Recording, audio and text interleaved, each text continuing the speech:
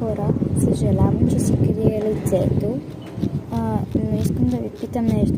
Да продължавам ли серията с дрехите и имената, или обаче с дрехите и имената и да пиша вашите имена, които напишете долу в коментарите, или да почвам някакви други поредици, които ще намеря. Ако искате това, вече съм направила 3-4 поредици, не знам, не съм ги прияла. Може да направи някоя поредица от други неща. Или с това. Пишете долу в коментарите и ако искате някаква поредица.